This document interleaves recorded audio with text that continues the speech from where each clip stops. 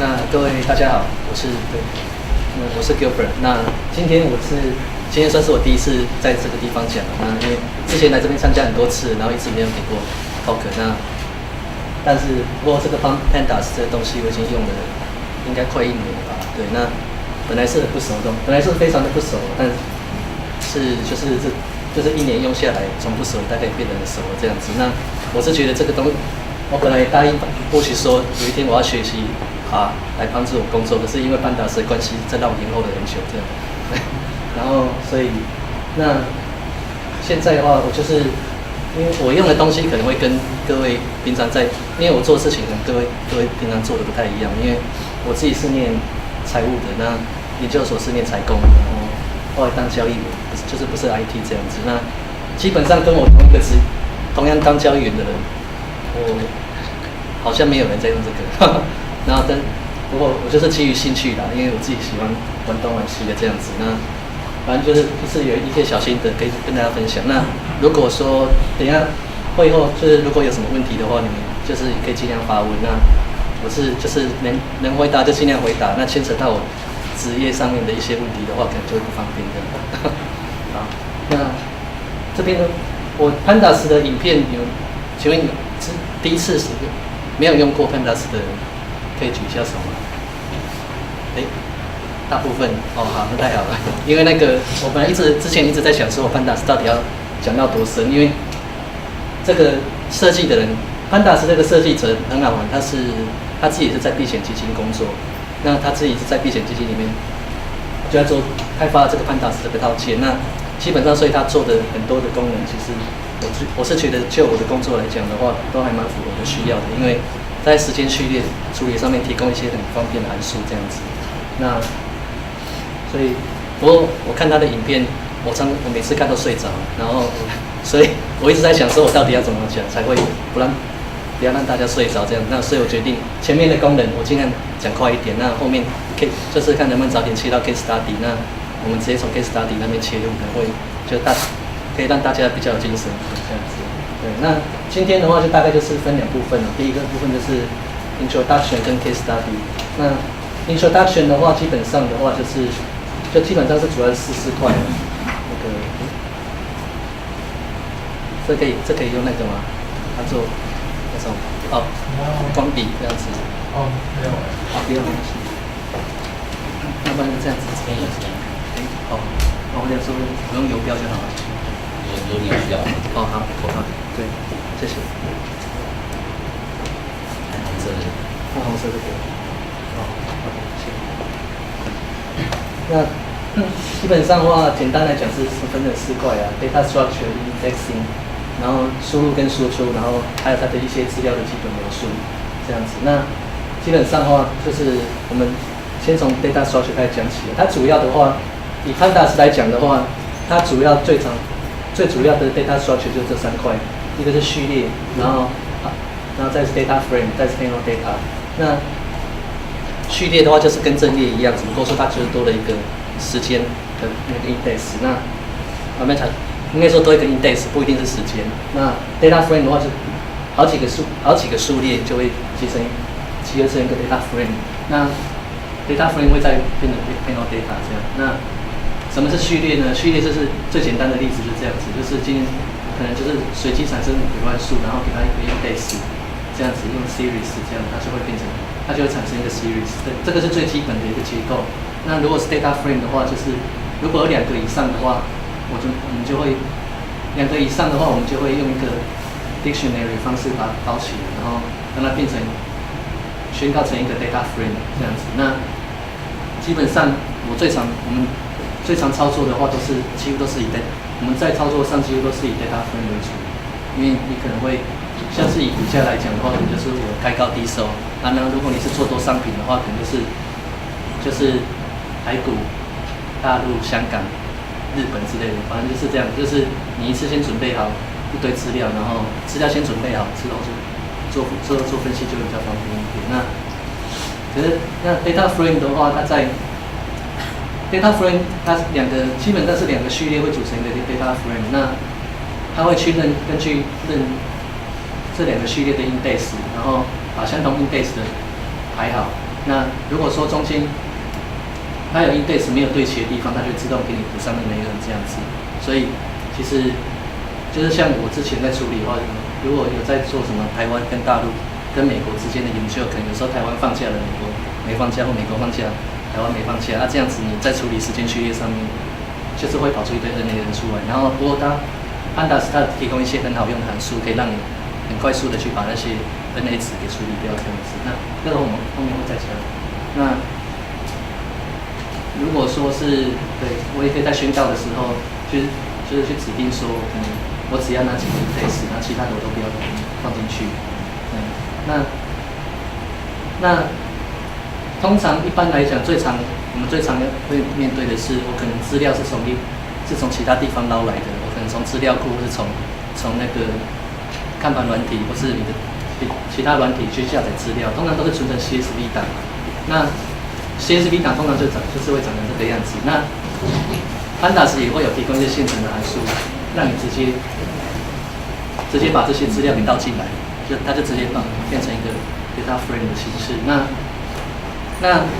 可是像刚刚前面这个情况的话，前面这个例子，日期是在第一栏，然后如果我没有加什么参数的话，它就是预设就是日期也是其中的一部分。那今天我可能想要把日期当做我的 index 的话，我就会我们就可以利用 index column 这边，然后去指定我要拿 date 来当做 index。那另外就是再用这个去指定说这个东西它是一个，就是我会把 pass 成日期，这样从字串改成日期。那我这样输入进去之后，就会看到说，基本上它就是会按照日期排好，然后这样子的数据都呈现在面前这样子。那基本上我们在做资料分析，如果你做这边的话，就大概就是你已经踏出成功的第一步了，因为后面的分析都会靠，就是都以这个为基础这样。那有的时候你可能不是从 CSV 有时候从 Excel， 那它也就是很贴心的提供一个 Excel 的输入的方式。那基本上也是一样，就是刚才是 read 的 CSV 啊，现在改成 read 的 Excel。那只不过说它是还会另外需要一个套件来帮忙去做一个处理。那基本上就是写法也是一样的，那很快很方便的就可以让你输入进来。那 SQL 的话，它有提供现成的，就是直接输入。但是不过它在 SQL 这边的话，就是我自己去测试了一下，它日期进来的话只会变成字串，那不会变成日期，所以可能后面还需要再加个几行程式，那你就自己再把它给转成日期这样子。那有时候那事情做完了，我要输出的话怎么办呢？那也是一样，你就可以输出成，它有提供一些现成的指令，可以让你输出成 CSV， 甚至是输出成 Excel。所以基本上就是输入跟输出都会有一些现成的函数可以来做。那接下来就是第三个 panel data， 就是它算是就是 data frame 的集合，就是 panel data。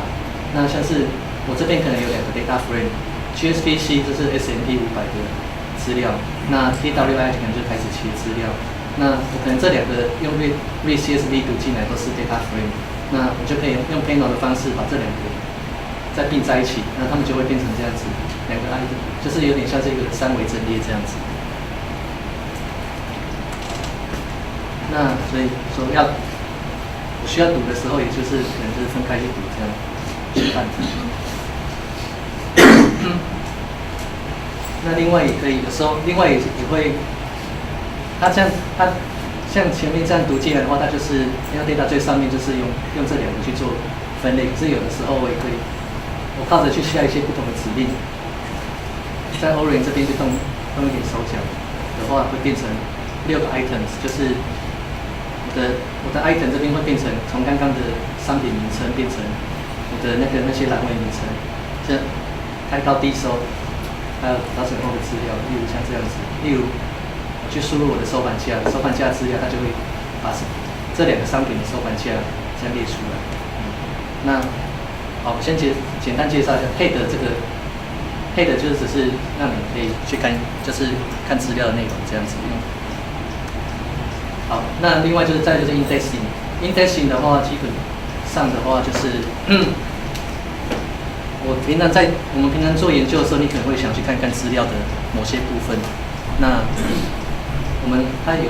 提供一些很方便的方式，可以让你去看资料的内容。那 MATLAB 应该大家应该都有用过 MATLAB 吧？都没有啊。MATLAB 的话，就我印象中，我以前很久没用过，现在应该是一样的。MATLAB 它在 indexing 的上面基本上就是按照矩阵一样，都是你只能输入数字这样子。不过它这个，我是觉得 Pandas 这点还蛮变态的，因为它 indexing 它提供一些很特殊的方式，可以让你觉得说这个怎么这么好用这样子。然后我们先看最简单情况就是 TWII， 就是我说我要看收盘价，然后看前5格，那它就会，那就是这样子。如果我要看前10，可是如果像我前面如果不写 close， 然后改成这样子用冒号10这样子的方式的话，它就不是读栏位，而是去读 index， 这样子，它就可以就直接去看这个资料的内容。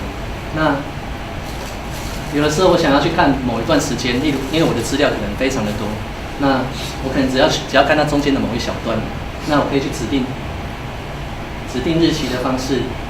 去看说，我只要看2013年1月1号到1月10号中间这段时间的资料，或者是说我可以甚至再更难多一点，就我连日期变数都不用宣告，就直接打字串。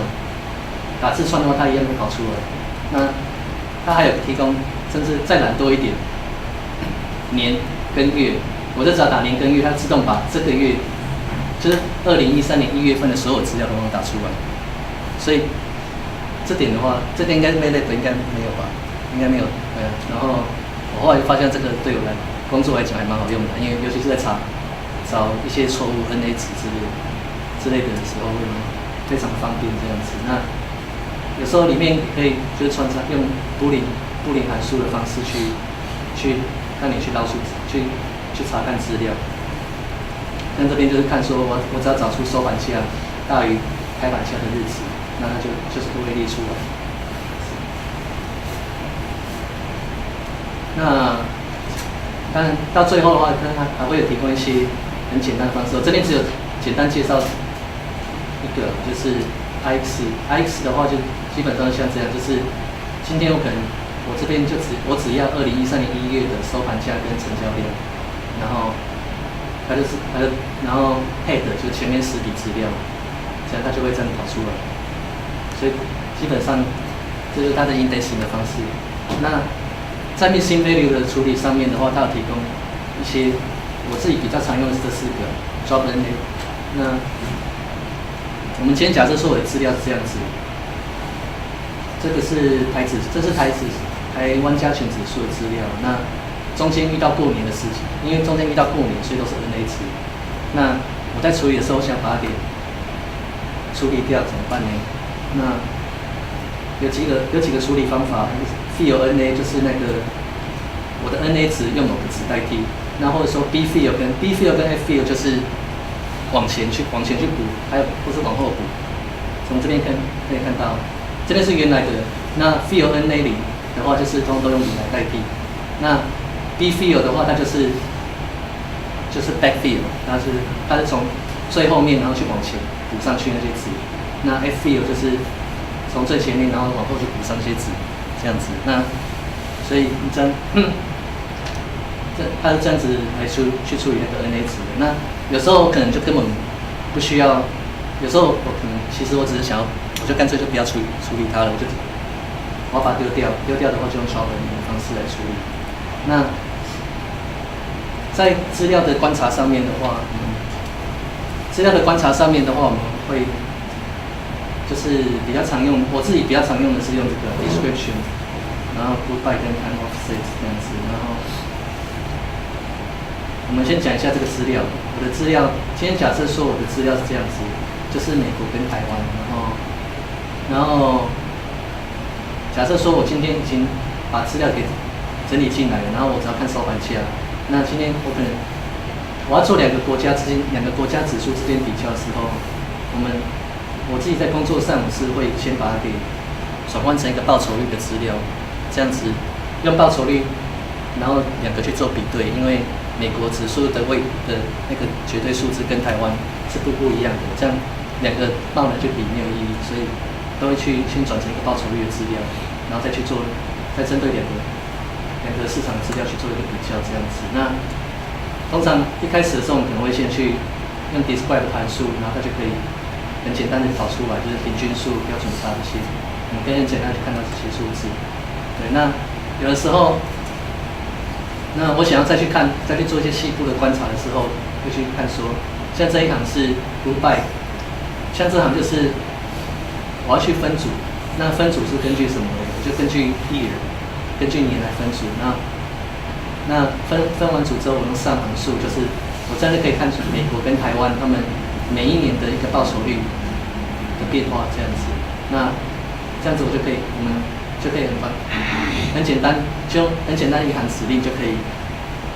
去看到我想要看的东西，然后再去做一个比较。例如说2008年台湾跌的比美国还要多，只有2009年又比美国还要多这样子。然后有时候，然后接下来可能会看到资料之后，有时候是你可能没有什么想法，然后你要去做很多没有意义的事情，例如像这样子，就是看资料，然后用不同的方式去查看资料的一些关系这样子，然后你可能就才会想到一些 idea 这样子。那另外比较常在日期，有时候在处理日期上面会比较常用的一个函数是那个，它是一个 date range， 它是一个产生一个日期的函数。那基本上的话，它们也是很方便的，是 date range， 就自动帮你产生5笔，从1月1号开始的资料。那或者说如果今天我说我那个礼拜六、礼拜天的资料我不要，我都只要礼拜1到礼拜5，那它也提供一个 big day， 就 business day 这样子，那它就会产生1、2、3、4，然后接着跳到7号这样子。然后那这个函数的话，基本上也是我觉得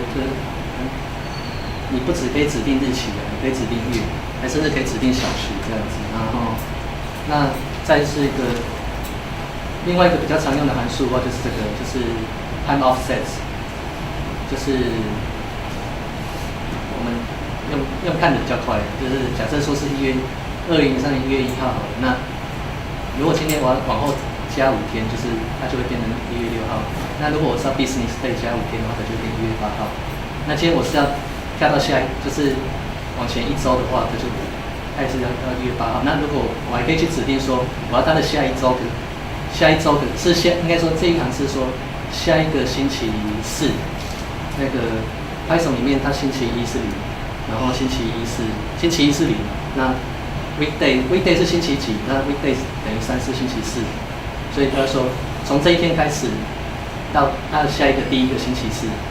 所以他就接着跳到1月3号。这样，那我甚至还可以去指定说，从这一天开始我要到这个月的第3个礼拜3，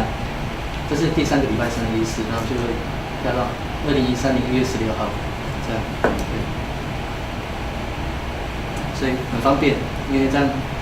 在日期上面的话，有一些现成函数可以处理，也省下一些功夫，这样，然后太好了，这样10几分钟都讲完了。我就是你说刚才说可以指定小时那个小时，对。所以它可以，但像用在像指定分或什么，我讲是可能一般处理高频资料的时候，处理高频资料，我可能对啊，如果小时我不晓得他会看为什么，应该是他好像可能这个可能我们会后的时候再帮你找到。我记得那个好像他是有提供到 intraday 啦，但是那个有没有他到分那边的话，可能所以他那个小时就一定是固定的小时，不能把它换。如果我可以把灯转换成小时，也可以啊，对 我记得 H 是小时啦，但是那个分，我可能要去看说分跟秒那个是哪个关键字，可是它应该是有提供现成的函数这样子。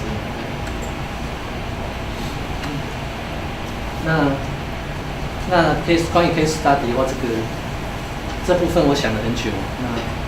因为我不知道说到底要跟各位分享些什么才会比较好一点，不过我就决定分享我自己在之前工作上的一些研究的一些心得这样子。那当然这跟高频交易无关，这跟波段比较有关系。对，那我们会讨论到说那个到底是要多策略比较好，还是多商品比较好。那我这个只是一个很简单的一个研究，那也许你们可以去 question， 然后问说这里面可能有什么问题，那或者说你可以觉得没什么问题的话，就姑且听听看这样子。那我们假设说，今天假设说是以台湾为例子好了，那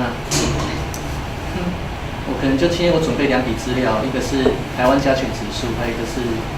台湾加权股价的报酬指数的资料。那今天我可能会这个的话是基本上就是直接用它那个现成的功能直接去画出来的，就是 OK， 我就看到说哦，它台湾加权指数跟报酬指数资料之间有存在一个关系。报酬指数是你们有人知道吗？加权股价指数你们应该知道嘛，就是我们大盘。那个加权股价报酬指数就是指说，它会把那个股利跟股息的部分给折算回来。就是它是有考虑股利跟股息，因为一般的加权指数它没有考虑股利跟股息，所以一般的公司他们在发股利或股息的时候，那个你的指数就会当天就会直接往下修正一些这样子，因为股价会被扣掉这样子。但是那个对股东来讲的话，其实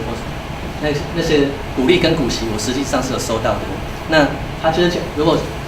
我要去，他如果从一个股东的身份来讲的话，我想要去连同我的那个股利的部分一起算进来。它就会变成像这个样子，就是这个就是报酬指数。就是假设说我今天收到股利了，然后我再拿进去投资这个加权指数，这是还原，这个我们就叫做还原权值，这样子。那这个是加权股价报酬指数。那所以一般来做研究的话，如果你真的是要去做一些策略的研究的话，我会比较建议说你应该是用报酬指数比较正确，因为如果你用台指期的资料来做的话。基本上你在股利跟股息那边你一定会漏掉，而且那个你中间会有一些指数来讲的话还好，因为指数你大概每家公司发放股利的时候，它可能开盘价会往下修正一点点，可是通常不大，只有除非是像台积电那种公司比较最大间的那个，可能会影响比较大一点，所以就还好。不过以单一公司来讲的话，你就不应该用这种原始的股价，而是应该用还原权值。因为这才是你真正的一个长期投资的一个财富变化这样子。像比如说我们说，到底什么时候2008年在下跌之后，到底什么时候又回到了之前的一个高点了？如果你是看原始的加权股价指数资料的话，你可能会说哦，可能到2011年的时候，可能这边都还好像看起来好像都还没有过，可能到现在都还没有过。可是如果你考虑到我中间每一年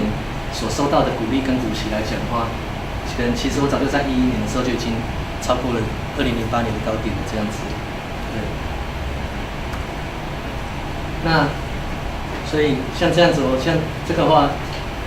那我们说，你说我用原始的加权股价指数资料跟所谓的还原权值的资料，到底差异差了多少？我们用报酬率来讲，我这边是算报酬率的资料，因为我取 log 是因为等一下做那个 summation 的时候，它取 log 的好处就是可以做 summation 这样子，然后这边再用 DIF 去看说它们两个之间的差别。然后这边我们就可以看到说，加权指数来讲的话，它这边是加权指数它每年的报酬率，可是这个是考虑的还原权值之后，它的每年报酬率每年大概都会比原来的加权指数还要再多个3%到4%，就是大概是3%左右这样子。对，这就是差异。所以说，如果我们有时候是在看你在看一个长期的交易策略的一个绩效的时候，股利跟股息就变得是一个不得不考量的因素之一，就是你一定要考量到进去。因为如果你不考量的话，这就是你的一个差异这样子。不过当然有可能说，我用这个来做测试，结果实际上可能考虑到股利跟股息之后，结果比原来还要好很多。对，因为这几乎这告诉你说，这就是我们赚的这样子。那这边的话是在跟你讲说，我们是在算一个period return， 这边那个就是Pandas也有提供一个现成的函数，就是像这个就是它这个叫rolling， 像我这边是用 rolling sum， 就是可能就是每5天每5天就是就是他每次都跟他的前5天的资料加总。你这是 R5 跟 R20，R5 的话就是跟他前5天加总，那 R20就跟他前20天加总，那每天都这样子做，就是做一个 rolling 的动作这样子。那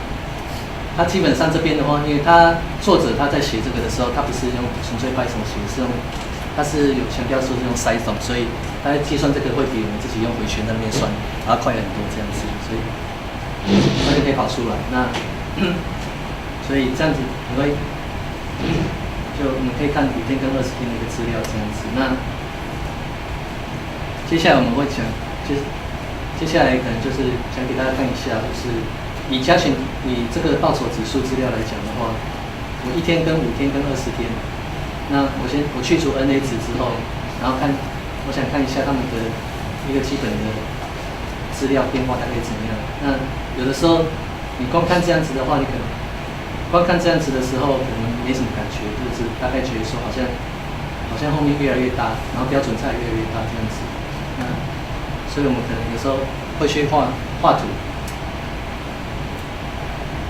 Data Frame 这边就是也有提供现成的函数，可以让你很快的去画像这一个88的箱型图，然后让你去看说这个资料的中位数落在哪里，然后它的第14分位数跟第3 4分位数啊，后面的离群值它的分布状况，这边就可以看到说1天的报酬率大概就是比较密集，几乎在0附近，可是5天随着后面的日期，随着加总日期越来越多的话，基本上是呈现一个正报酬的一个情况这样子。那它也可以画，就是你也可以画那个这边，这是一个 kernel density estimation， 基本就是它用 kernel 的方式，然后去画出它的这个资料，它的资料的一个分配的情形。像以这个蓝色的来讲，或者是1天的报酬率分布大概就是这样子，就是比较尖峰。那如果是5天这样子加起来的话，它就会比较钝一点，就比较没有那么尖，那就比较钝一点。那20天的话，它可能就更没那么钝，而且注意到是它就是越来越大这样子，因为基本上的话，这个可以从前面再看，我们可以从基本资料来看哦。基本上，如果我们远远看的话，可以这样基本上的话，股价指数的话都。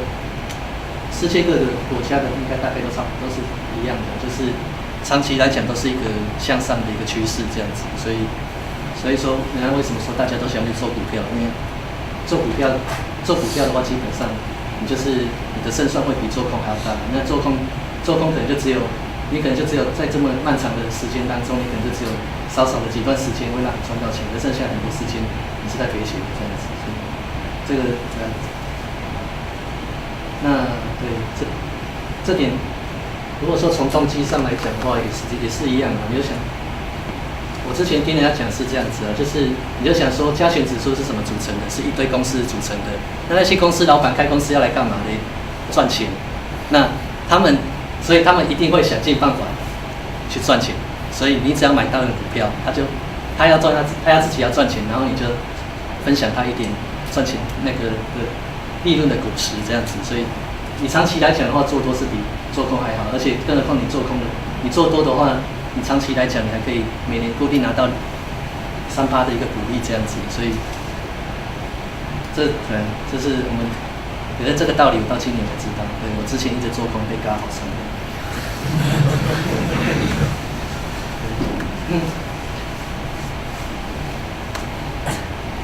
然后那所以，不过我们先回到这边好了，这样子，我们这边看起来的话，好像就是这样。其实这边看的话，我觉得那个资料分析上面的话，其实基本上我觉得是这样子啊，就是我们能看到一些现象，然后会想说去试着去推想说这个图背后的意义是什么。我是不知道说各位是怎么想的。那像这边的话，我自己的看法是这样，我会觉得说，你的投资应该是要越长期越好，因为你懂，如果你每次都只有吹1天的话，你是今天买明天卖，今天买明天卖，你以一天一天来看的话，你的报酬率可能就是只有这样。那可是如果你可以抱得稍微久一点的话，你的报酬长期来讲的话，你的报酬率是真的会比较去多这样子。但是如果说我去考虑到一个所谓风险调整后的报酬的话，那又会是怎么样？我们可以看到说，1天、5天、20天，他们的原本的平均数跟标准差是这样子。那我还再多来一个中位数，那我把平均数去除以标准差，这个就有点像是，这有点像 Sharpe ratio， 就基本上你就可以把它看成是标准差当分母，你就可以把它当做是一个，这是个风险，就是我的股价一个波动，一个报酬率波动的一个情况。那如果说这样相处的话，就是我的每单位风险，他们所对应的报酬率是怎么样的情况？你可以看到说，基本上20天的话，它的风险跟报酬相对的比例是比较好的。那如果平均数的话，可能也许不是很准，因为它肯定会被离群值给误导。我们如果看中位数的话，基本上也是一样，中位数的话，差别更大。所以20天的话，的确是比较好一点这样子。那如果说今天我这边用一个比较简单的一个交易策略，就是我用一个最简单的来当做范例啊。可是你们有兴趣的话，可以试试看其他不同的策略组合。我想这样子应该差不多了。今天假设说我考虑一个最简单的交易策略，就是均线。那我就是说我可能看3个不同的均线，短、中、长，5天、20天跟60天。那5天就是1周，然后20天就大概是1个月，60天就大概是1季。那我可能今天假设我有3个不同的交易策略，就是我可能收盘价大于5日均线的时候我就买进，或是说收盘价大于20日均线我就买进，或者大于60日均线我就买进。今天我只考虑买进的情况，的话，我基本上长期来讲的话，大概就是会变成像这个样子。那就可以看到说，其实看短期的均线表现的最差。那参考季线的话，长期来讲的话，它的表现是最好的这样子。所以这也是跟刚刚画的那个分配图有得到类似的结论，就是基本上也是抱得越长期越好这样子。那不过基本上像这样交易策略还是有个问题，因为这个是一个我们这个叫做圈following，就是顺势的交易策略。那顺势交易策略基本上虽然我已经分成短、中、长3个不同期间了，但是你基本上台股遇到下跌的时候，大家都还是会亏钱的，只是亏多亏少的问题。那它在没行情的时候也是一样，就大概都没什么行情这样。像你这边，你最近这1年多的情况来讲的话，你看台指期这边就斜斜的这样，而其他的就它们的斜率可能没那么高，可能中间在指数的变换当中，它就没有办法，就是最近是可能波动没有那么大，那指数就是在均线上要翻的情况比较频繁一点，所以就反而变成说，我不管是用短、中、长期参数3个参数，其实跟大盘我这样子从年初报到年尾来讲的话，其实大概都是有点输它的这样子。那基本上顺势策略大概都有这样子一个，只要是顺势的交易策略，大概都有这样子一个情况，就是我有行情的时候，就是大家雨露均沾；那可是没行情的时候，就是大家一起刷来看这样子。那如果看他们的报酬率分布的话，也可以得到类似的结果，就是我的5天、20天跟60天，基本上这3个几乎是重叠的。那下面这个绿色比较浅的这是原来大盘1天的资料这样子。那如果我去看它相关系数矩阵的话，基本上也是这样，就 data frame 这样子，然后我去看相关系数矩阵，大概就可以发现到说，顺势的交易策略来讲的话，大概就是这样。我相关系数其实都还蛮高的，就是70%、72%，然后最低也有56%，大概是中度相关这样子。那这到底什么问题呢？有人可能会说，其实可能是你的策略不够好，就是我们也许不应该用均线，我们也许应该搭配更多，例如 KD 指标，还是搭配 RSI， 有的没的，就是越加越多这样子。那不过后来我发现了一些更简单的方法，就是多商品。就是今天假设说我在考虑最简单的情况下，台指期、债券跟黄金，其其实国外的话，人家是用 SMP 啊，不过今天我们在这边我们就用台式器来看。那基本上的话，像 Pandas 的话，你如果是自己有兴趣做一些研究的话，Pandas 它也有提供一些现成的函数，可以让你很方便的去 Yahoo Finance 去捞资料。我就直接去 Yahoo Finance 呢，它打一行指令就帮我把资料抓下来。像这边，我可能就打一行指令，黄金的资料下来，再打一行指令 PLE， 这是债券的资料啊。我这边用的是那个美国的债券的，这是长期债券的 ETF， 那这个是黄金的 ETF。对，那因为这样事情比较简单。如果用期货的话，我们可能要考虑期货的什么换月的一些有的没的问题。那用 ETF 的，用 ETF 这边的话做研究会比较方便，而且好像基本上我看人家说长期投资的话也是用 ETF， 会帮你省很多功夫这样子，因为人家会帮你自动去做一个追踪跟调整这样子。那我这边假设就是说我收集资料，然后去把它给整理成 data frame， 开始起黄金债券这样子。那我可能然后去做一个 preprocess， 就丢掉 NA 值，然后去换算成报酬率。那换算成报酬率之后，然后从报酬率来看，就会发现说，加起来哇，大概这样子，很漂亮，非常好。大多就是3个总是就是差异很多这样子。然后而且更棒的是，它们的相关系数很低，7%，然后4%这样子。对，那甚至还有负相关的。对，那所以因为这件事情，所以我们后来就可以知道说，其实对啊，就是你也许可以去选择说花很多时间去想各种奇奇怪怪的招式，让你在台湾赚钱。可是有的人他可能没有那么花心思，他可能只是很简单的分散商品，他就可以达到比你还要好的一个风险分散效果这样子。对，这个人家说这个叫做 free lunch， 免费的午餐。那所以结论是什么嘞？不同单一市场不同的交易策略，你还是有可能会遭受到一个系统性的损失。不过 diversification is the best free lunch， 对，多角化是最好的免费的午餐。然后最后是Pandas的导流。那所以这个就是我的报告。好，谢谢。那有哪个问题的吗？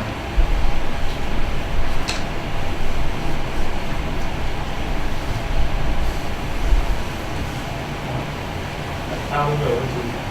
就是那你有没有处理那个第二本的那个报酬率的修正？你有处理这个问题？你说什么？那个如果你去抓美国股票，它股票有除权息啊，或者是股票对我人的修正，这个有这个，像是以这边来讲的话，你如果有去看那个Yahoo Finance的话，它除了提供开高低收的资料之外，它还有一个，就你用Yahoo的资料来。对，我这边只是先用Yahoo的资料这样子。那它有提供那个调整后的收盘价这样子，因为我有注意到，尤其是 ETF 的话，你的收盘价跟它的调整后的价格画出来，的确会有差异这样子。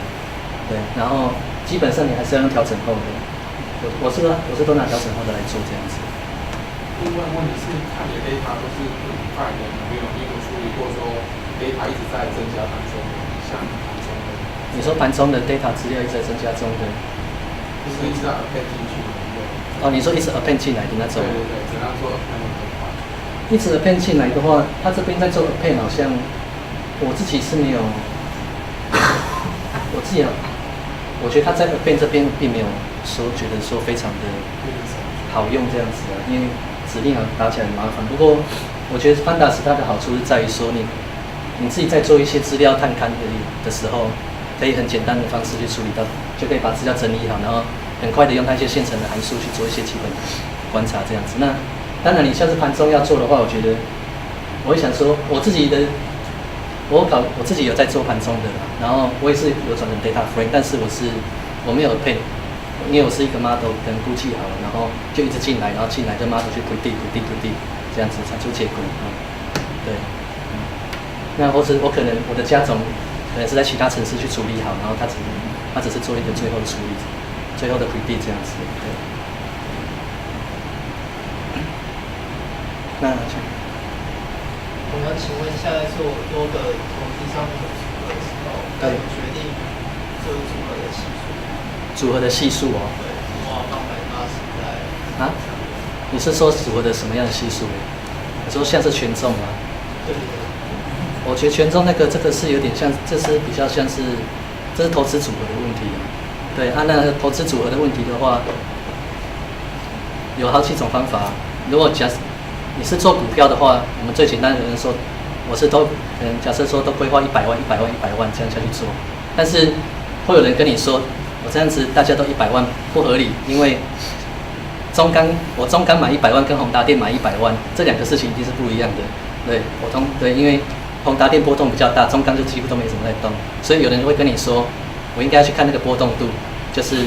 让大家的波动度都是一样的这样子。那甚至然后有人可能会说，我看各自的波动度，这个也不合理啊，因为如果今天我是买台积电跟联电，那这两，或是说我今天买中钢跟东钢这样子，那这种我就算两个都一样波动度，可是我还是有那个相关系数会存在这样子。那所以又有人会去从相关系数那边去做一些调整。对，我觉得那是另外一个议题了。对，因为对就是这样。所以你有兴趣的话，可以我们私下再讨论这样。如果觉得像你应该是处理用这个来处理期货嘛？有啊，我一开始是用期货在每年的7、8月都有出现主期嘛，它跟那个这边指数相比会有失真啊，这个也有处理过。有啊，这个我一开始做Python就是用Python做国外的多商品，什么农产品、汇率、指数、债券、金属、石油，都做这样子。然后期货最麻烦的就是换月，你换月有那个正逆价差的问题。那基本上的话，人家会跟你说你就是要去把那个换月价差给调整回来。那我自己的话是同时会准备2份资料，一个是原始的，就是我们拿这个来讲好了。你刚讲说换不换月，其实大概就像是这个。换月有时候7、8月台股很多都在出现值嘛。对啊。所以很多时候你看到我自己在处理的话，可能如果我今天只用期货来做交易的话，我就是只收集期货的价格啊。然后像我可能会设定说，也许是到期日那天用到期日，我是用到期日结算价，到期日前一天的结算价去做换月，然后去算它前一天远月跟近月的价差是多少，然后隔天就是直接用新的期货价格来取代。可是那个前面的那些旧的历史资料价格都要整个往下修正这样子。对，这样听得懂吗？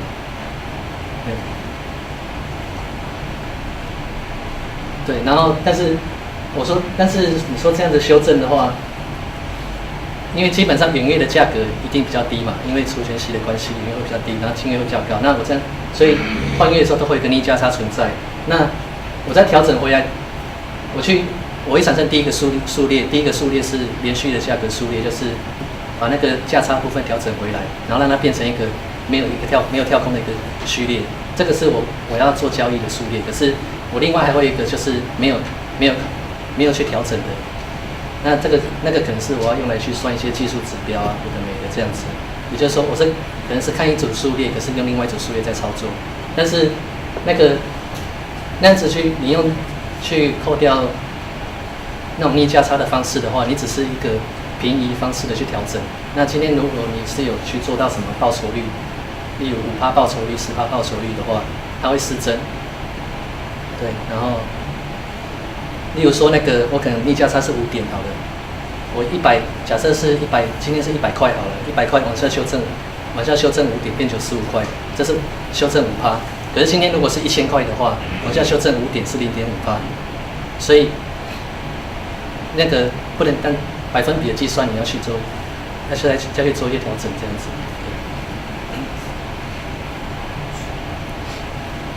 问一个问题，就是你说你是用那个 Python 去做这个就是城市交易的那个分析嘛？对。那可是好像比较多，国内比较多是用那个 Translation 还有 Arbitrage。对。那我不知道说你们在实务上的话是用什么样的工具，然后它的优缺点？没有，就是对啊，因为不好意思，因为这个我一开始没有讲，我自己是用 TraceStation 的，然后不过我 Python 也有在用，然后我自己的话，我觉得是这个没有要，我不觉得这个可以取代 TraceStation 因为 TraceStation 还蛮方便的，有些简单的策略你自己写一写就很快就可以上了这样子。不过 Python 的好处是在于说，你在做资料探勘的时候，可以在做一些资料探勘的时候，可以很方便的去做一些统计，这样可能你自己用 TraceStation， 你永远都只能够看到一个策略的绩效报表，然后这个策略 overall 大概是怎么样，然后一年大概情况怎么样。可是我今天可能想要再去看一些更细的一些东西的话，可能就不会那么清楚这样子。那这个个人我觉得就是 TraceStation 大概是这样子啊，因为我还有同事用 Excel 做程式交易的可是人家绩效也是很稳定，所以我实在没有什么资格去批评人家的。所以人家说赚不赚钱跟用的工具没有什么关系的，不是说你用 Python 就一定会赚钱这样子的。不过，但是它可以给你一些多的选择，因为我一开始会选择用 Python， 是因为 Python 是一个 open source 的东西。那我今天如果想去玩一些 data mining 或 machine learning 的东西，我 Python 还有其他很多套件，什么 scikit-learn 或 state model 之类的，很多套件可以拉进来。可是今天如果还在停留在 TraceStation 的话，我就没办法去做那些事情。Multi-shot 也不行的 ，Multi-shot.net 好像可以让你用 C# 的方式去写，可是但那个你就变成你那个套件又要再去另外找这样子。对。